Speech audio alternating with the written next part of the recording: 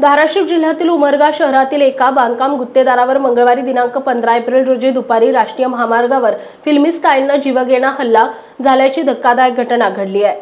कारमधून आलेल्या 4 अज्ञात व्यक्तींनी दुचाकीस्वार गुत्तेदाराला अडवून त्यांच्यावर धारदार शस्त्राने वार केलेत। या हल्ल्यामध्ये गुत्तेदार गंभीर जखमी झाले असून त्यांना सोलापूर येथील रुग्णालयात अतिदक्षता विभागात दाखल करण्यात आले आहे। मिळालेल्या प्राथमिक माहितीनुसार उमरगा येथील रहिवासी असलेले बांधकाम गुत्तेदार गोविंदराम दंडगुले हे मंगळवारी दुपारी सुमारे 4 वाजता बँक कॉलनीतून आपल्या दुचाकीवरून राष्ट्रीय महामार्गाने घराकडे जात होते।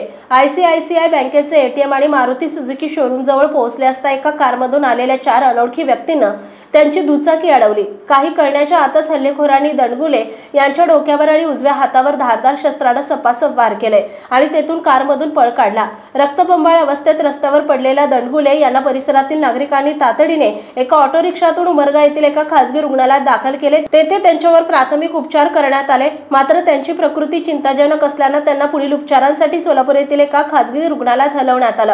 सध्या त्यांच्यावर अतिदक्षता विभागात उपचार सुरू आहेत। घटनेची माहिती मिळताच पोलीस निरीक्षक अश्विनी भोसले यांनी घटनास्थळी भेट देऊन पाहणी केली आहे। आमदार प्रवीण स्वामी यांनीही घटनास्थळी धाव घेऊन पोलीस अधिकाऱ्यांकडून घटनेची माहिती घेतली आणि चर्चा केली आहे। हा हल्ला नेमका कोणत्या कारणातून झाला आणि हल्लेखोर कोण होते याचा तपास उमरगा पोलीस करतायत। भर दिवसा राष्ट्रीय महामार्गावर झालेल्या या हल्ल्यामुळे शहरात खळबळ उडाली आहे। GTV मराठी प्रतिनिधी विशाल देशमुख, तालुका उमरगा, जिल्हा धाराशिव।